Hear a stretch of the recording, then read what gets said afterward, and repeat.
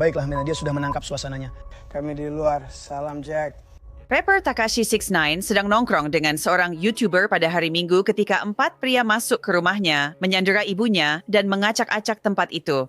Saya merasa suara seorang di Amerika dan semua orang di seluruh dunia tahu bahwa saya sedang dalam tahanan rumah. Saya melihat apa yang terjadi, apa saja yang diambil para pencuri, dan kabar terbaru dari penyelidikan.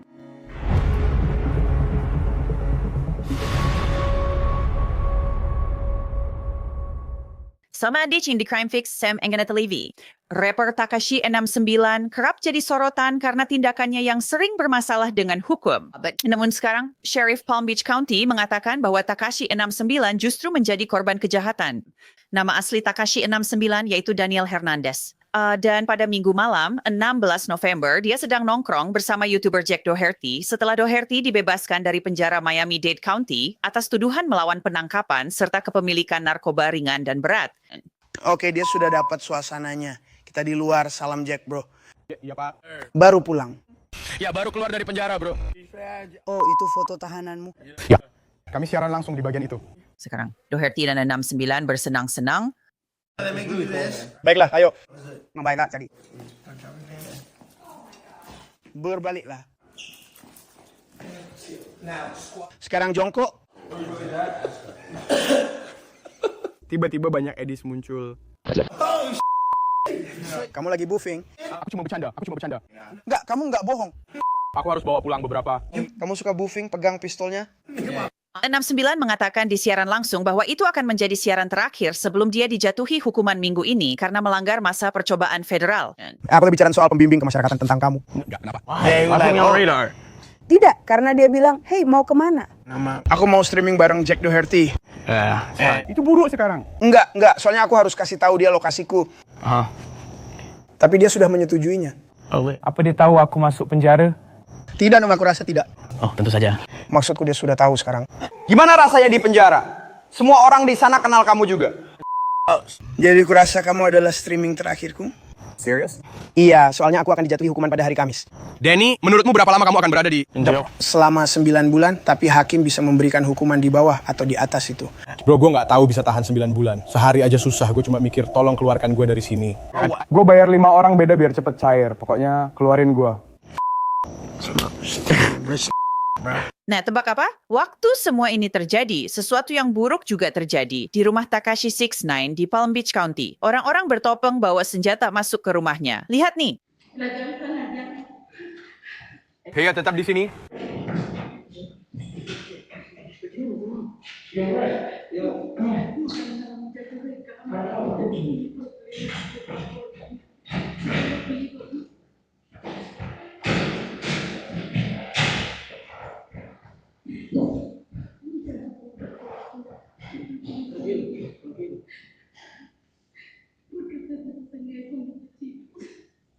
Video itu diberikan ke TMZ, itu dari kamera keamanan di rumah 69. Kantor Sheriff Palm Beach County masih menyelidiki insiden itu sehingga mereka belum banyak memberikan keterangan. Kantor Sheriff menyatakan, petugas patroli dikirim ke alamat tersebut terkait kasus perampokan rumah, penyerangan, dan pencurian yang sedang terjadi. Setibanya di lokasi, para deputi berkomunikasi dengan beberapa orang di dalam rumah yang melaporkan bahwa 4 pria bersenjata bertopeng masuk ke rumah dengan membawa pistol. Brigadier Komisioner mengatakan bahwa ibu pemilik rumah ditahan secara fisik di luar, sementara para tersangka lainnya masuk ke dalam dan mengacak-acak properti tersebut. Para tersangka meminta uang tunai dan kunci mobil. Pencarian dengan anjing pelacak di rumah itu sudah dilakukan tetapi tidak berhasil. Tersangka diduga pergi dengan kendaraan sebelum deputi tiba. Ini masih sangat menakutkan bagi Ibu Tekashi 69. Yang bisa kamu lihat di video itu, dia terlihat seperti sedang mengenakan jubah. Seperti yang sudah aku bilang, semua ini terjadi saat rapper itu streaming dengan Jack Doherty. Ini membuatmu bertanya-tanya, apakah pencuri tahu Tekashi 69 tidak di rumah dan memilih waktu itu untuk mengacak-acak rumahnya? Dan apakah rapper itu mungkin mengenal para pencuri itu? Apakah dia mengenali suara mereka? Itu yang aku pikirkan, dan aku rasa dia juga memikirkan hal yang sama. Ada apa? Jadi aku ingin membuat video ini untuk meluruskan semua berita palsu dan rumor. Supaya dunia tahu ini adalah fakta. Aku sedang dalam tahanan rumah. Aku sudah lama dalam tahanan rumah. Aku rasa semua orang di Amerika dan semua orang di seluruh dunia tahu kalau aku sedang dalam tahanan rumah. Kemarin aku diizinkan keluar bekerja. Orang Cunong, Swiftner melihat bahwa aku sedang live streaming bersama Jack Doherty. Mereka memanfaatkan kesempatan itu untuk melakukan sesuatu. Seperti yang ku bilang, ini aku, jadi aku mengerti. Aturannya memang berbeda untukku. Tapi kalau itu artis favoritmu, aktor favoritmu, dan itu terjadi pada mereka nggak dapat poin apa-apa untuk itu. Ibuku berusia 60 tahun. Kalian tahu aku seharusnya pulang dan selalu di rumah. Aku tahanan rumah, jadi kalian memanfaatkan saat aku nggak ada. Kalian melihat aku live dengan Jack Doherty di Miami, lalu melakukan itu. Itu nggak benar. Aku nggak dapat kupon dan merasa itu tidak dihargai. Tapi seperti yang aku bilang, Pendecan mission itu wajar. Seperti yang syuting ku sebutkan, Yu Takashi 69 bermasalah karena melanggar syarat pembebasan bersyarat awal tahun ini. Pada 9 Februari sudah tertangkap dengan kokain dan 3,4 metilen dioksimetamfetamina. Jaksa Federal mengatakan hukuman penjara benar-benar diperlukan. Mereka menyebut Hernandez sebagai pelanggar berulang yang sering melanggar kepercayaan pengadilan. Hernandez mengakui memukul pria yang menegurnya karena bersaksi melawan gengnya. Ini terjadi di sebuah mall di Florida pada bulan Agustus lalu. Dia dan temannya sama-sama memukul pria itu. Dia sudah mengakuinya. Kalau kamu belum tahu, Takashi bersaksi melawan anggota Nine Trey Gangsta Blood sebagai bagian dari kesepakatan pembelaan dengan Jaksa Federal pada 2019. Dia bersaksi dalam kasus pemerasan itu melawan anggota geng tersebut. Hernandez sempat terancam di penjara puluhan tahun. Namun hakim justru memberinya penghargaan atas keberaniannya dan hanya menghukumnya 2 tahun. Dia perunding dan keperuntungannya belum berakhir. Dia dibebaskan lebih awal dari itu karena masalah kesehatan selama COVID-19. Ketika dia dibebaskan dari tahanan pada tahun 2020, masa pembebasan bersyarat selama 5 tahun pun dimulai. Takashi 69 tinggal beberapa bulan lagi untuk bebas, sampai dia memutuskan untuk pergi ke Las Vegas tanpa izin. Dia misalkan narkoba dan pelanggar percepatan. Apa yang terjadi di Vegas tetap membayanginya. Seorang hakim federal menjatuhkan hukuman 45 hari penjara kepadanya, ditambah 1 tahun lagi masa pembebasan bersyarat yang diawasi. Jadi Takashi bisa saja kembali ke penjara pada hari Kamis, dan dia pada dasarnya sudah mempersiapkan diri untuk itu.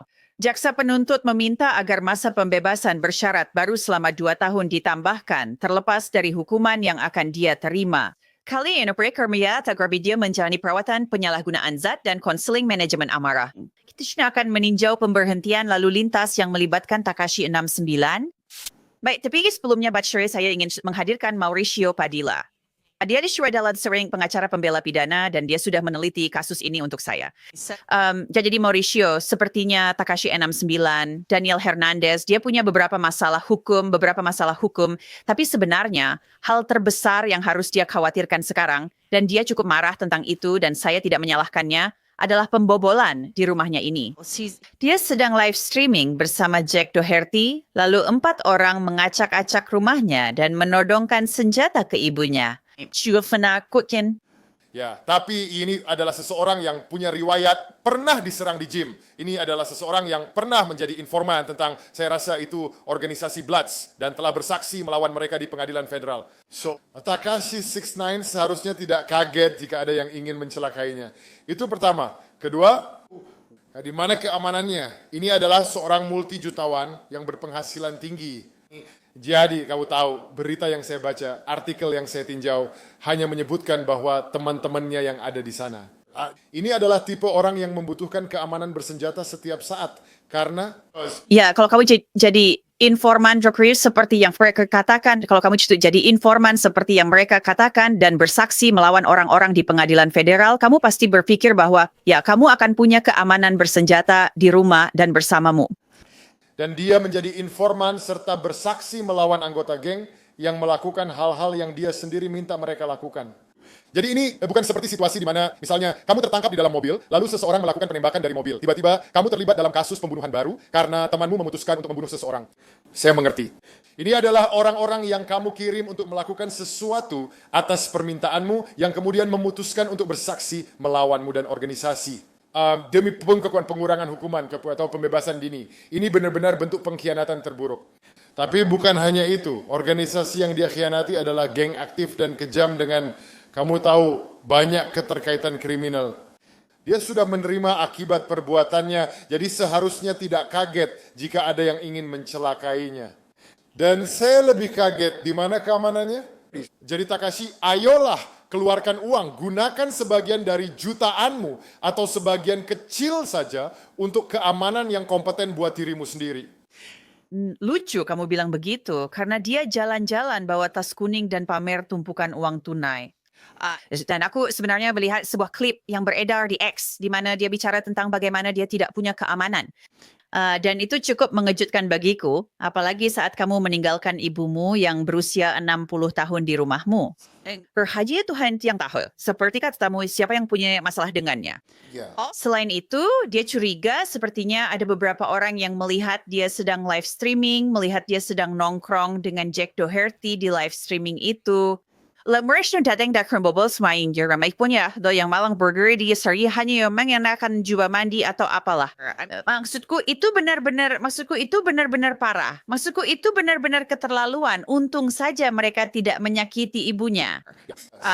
Hai, tapi dia udah bicara secara tepikin tentang itu punya keamanan. Lalu dia mengumumkan kalau dia tidak di rumah lewat siaran langsung ini. Ya, dengar maksudku itu konyol. Maksudku, aku bukan siapa-siapa dan aku bahkan tidak pernah memposting secara bersamaan dengan keberadaanku karena aku tidak mau orang-orang tahu di mana aku berada. Aku pun tak pernah kamdu pada geng itu dan tak ada yang peduli padaku. Tapi aku tetap berusaha melindungi diri dan istriku juga. Dan kebanyakan orang yang aku kenal saat mereka liburan, mereka tidak memposting saat sedang liburan. Mereka menunggu sampai pulang ke rumah baru memposting. Memberitahu orang lain bahwa kamu tidak di rumah bisa menjadi masalah keamanan karena orang-orang sudah tahu.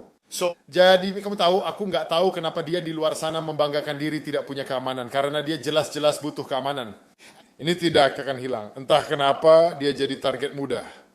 Kamu tahu, jika kamu berjalan dengan perhiasan senilai $1,4 juta, kamu jauh lebih mudah dirampok daripada truck bank Wells Fargo atau merampok bank. Jika kamu masuk ke bank, tidak merampok bank, misalnya nanti kamu pulang dan kamu bisa mendapatkan $250,000, itu adalah perampokan bank yang sangat sukses. Kalau mau, rampok saja Takashi 69 saat dia makan taco, karena dia bawa perhiasan senilai $250,000 pasti sukses. Dengan cara apapun kamu tahu, dengan imajinasi liar apapun. Jadi kalau kamu bersikeras berjalan-jalan dengan uang sebanyak itu, maka kamu butuh bantuan profesional. Ya, dan teman-temanmu yang nongkrong denganmu jelas tidak cukup. Kamu butuh orang-orang yang tahu apa yang mereka lakukan. Ya benar, sudah pas. Sekarang mari kita beralih ke masalah hukumnya, karena dia akan dijatuhi hukuman minggu ini karena melanggar masa percobaan federalnya. Maksudku dia sudah melakukannya beberapa kali. Dan dia benar-benar beruntung karena dia bersaksi melawan geng ini dalam kasus pemerasan. Dan hakim cukup more dan hati padanya. Dan dia dibebaskan dengan pengawasan. Tapi menurut jaksa federal dia berulang kali melanggar. Jadi dia bilang di siaran langsung pada minggu malam itu, kamu tahu, ini mungkin siaran langsung terakhirku. Aku mungkin masuk penjara Kamis ini akan dijatuhi hukuman. Kamu tahu, dia rupanya memukul seseorang di Pramal yang mencengnya karena, kamu tahu, dianggap sebagai pengadu dan bersaksi dalam kasus pemerasan. Dia tetap pakai narkoba padahal tidak seharusnya. Kalau kamu pengacaranya, nasihat apa yang akan kamu beri? Sepertinya dia tidak belajar dari kesalahan. Maksudku kalau kamu mewakili orang seperti dia, kamu akhirnya hanya memberi tagihan, bukan nasihat. Ini tagihan saya, tolong bayar. Orang seperti dia tidak akan mendengarkan atau belajar. Ada orang-orang yang, dan saya pernah berurusan dengan selebritas sebelumnya, sudah ada tipe narsisis, tidak egois khusus pada selebritas. Berbeda dengan yang pernah saya temui pada orang biasa. Ada mudah narsisis, egois, dan selebritas. Itu seperti bahan bakar jet bagi narsisme. Orang-orang seperti itu, kamu tidak bisa memberitahu mereka apa yang mereka inginkan. Kamu tahu, kamu tidak bisa memberitahu mereka apa yang harus dilakukan. Mereka tidak akan menerima nasihatmu. Jadi saya setik ketik di mana dengarkan. Saya yakin mereka sudah menasihatinya dengan benar, karena saya yakin dia punya pengacara yang kompeten, tapi dia adalah seseorang yang tidak mau mendengarkan. Apa yang akan terjadi? Saat dia masuk penjara, dia akan sadar semua pelanggaran masa percobaannya adalah kesalahan. Apa yang dia lakukan? Memukul seseorang di mal. Kalau jelas, kita tahu dia bukan orang tangguh. Ayolah, kamu kan Takashi 69. Kamu seorang rapper, kamu seorang influencer, kamu bukan orang yang tangguh. Dan belum lagi kamu tahu, bahkan kalau kamu seseorang yang suka berkelahi dan merasa kamu petarung yang terampil. beberapa orang bisa berada dalam posisi seperti itu. Kalau kamu sedang masa percobaan, aku tidak peduli jika orang menghina ibumu, kecuali ada yang menyentuhmu atau pacarmu, atau terjadi serangan fisik yang harus dibela. Tapi jika hanya kata-kata atau ejekan, kamu tidak boleh membuat masalah hanya karena itu. Dan aku selalu bilang ke klien-klienku, setiap kali kamu terlibat dalam perkelahian fisik dengan seseorang, selalu ada kemungkinan seseorang bisa mati. Kita sering melihat itu terjadi. Tamparan membuat orang itu jatuh dan kepalanya terbentur. Di Miami, peristiwa seperti itu terjadi setidaknya setahun sekali. Atau perkelahian biasa. Seseorang dipukul, pingsan, kepalanya terbentur tanah, lalu meninggal atau masuk rumah sakit. Jadi konfrontasi fisik apapun bisa saja menyebabkan seseorang terbunuh. Kamu tahu, di sini di Miami, seorang petugas polisi terbunuh minggu lalu hanya karena berkelahi dengan pelaku dan orang itu berhasil merebut senjatanya. Jadi itu menunjukkan kamu tidak bisa menempatkan dirimu dalam posisi seperti itu. Setiap kali kamu terlibat dalam perkelahian, nyawamu dipertaruhkan. Tapi aku dan dengan Polisi membahas tentang perampokan dan penyerangan di rumah dengan cepat saja. Dan menurutmu mereka akan menangkap orang-orang yang masuk itu? Mungkin karena aku berasumsi kalau mereka itu tipe penjahat yang ceroboh, mereka mungkin dan sekarang saya punya berasumsi di manapun dia punya rumah, itu sudah salah. Seharusnya dia itu Takashi adalah kandidat kuat untuk tinggal di kondominium. Contohnya sedang membeli kondominium jutaan dolar yang keamanannya sangat ketat, diperiksa 5 kali setiap keluar masuk. Ya jadi saya berasumsi itu di rumah dan di lingkungan yang bagus. Pasti ada kamera ring di seluruh blok yang merekam mobil yang mereka pakai. Saya tidak kaget jika mereka pakai mobil sendiri. Hal bodoh seperti itu. Saya tidak akan heran kalau itu karena pengaruh narkoba. Kamu tahu orang-orang ini pakai kokain semalaman lalu sadar, oh ayo cari uang dan merampok Takashi. Jadi saya berasumsi kalau mereka mungkin penjahat yang ceroboh karena apa yang mereka lakukan terlihat sangat ceroboh. Saya juga berasumsi mereka akan tertangkap karena terekam video. Plat nomornya sebenarnya adalah plat nomor mereka sendiri. Dan saya pernah melihat hal yang lebih bodoh dalam hidup saya, tapi mereka bisa saja menggunakan mobil mereka sendiri dengan plat nomor mereka sendiri. Atau mereka akan tertangkap karena membual tentang itu, karena membicarakannya dan memberitahu orang lain atau mempostingnya. Semua hal itu saya kira akan mengarah pada penangkapan orang-orang ini. Kami akan terus memantau. Terima kasih Mauricio Padilla. Ya terima kasih banyak. Terima kasih sudah mengundang saya. Sekarang saya mau tinjau rekaman kamera tubuh Takashi 69 saat dia diberhentikan pada Agustus 2023. Saya sudah menyorotkannya tadi. Deputi Palm Beach County menghentikannya karena pelanggaran lalu lintas. Semua dokumennya ada di sini. Surat izin mengemudi dan surat tanda nomor kendaraan. Saya tidak tahu yang mana. Plat nomor? Surat tanda nomor kendaraan. Ambil ini plat nomornya. Berikan saya surat tanda nomor kendaraan dan suratnya.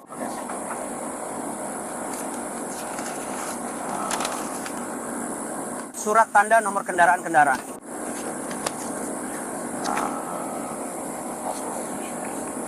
Tidak, asuransinya mestinya di sini.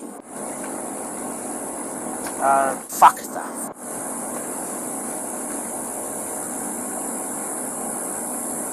Kamu bilang kamu tidak punya SIM. Tidak, maksudku kamu sering datang ke rumahku.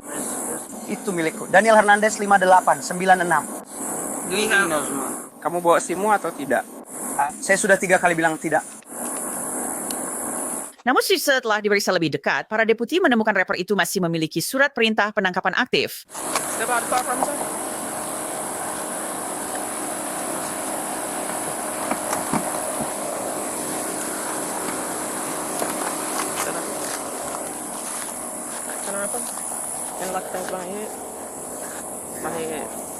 Surat perintah untuk apa? Jangan kunci jari-jarimu. Buka kakimu untukku. Buka kakimu sebentar.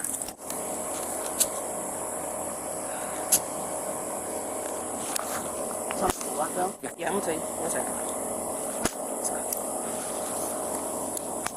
ada surat perintah tilang.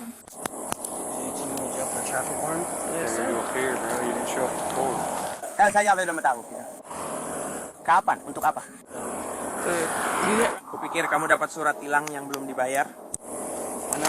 Dia dicari karena surat tilang lalu lintas. sekarang. Awal tahun itu, Takashi 69 menerima 3 pelanggaran lalu lintas dan dijadwalkan untuk hadir di pengadilan bulan berikutnya, tapi dia tidak datang. Seorang hakim sempat mengeluarkan surat perintah penangkapan dan rapper itu menyampaikan pendapatnya ke polisi. Lihat saja.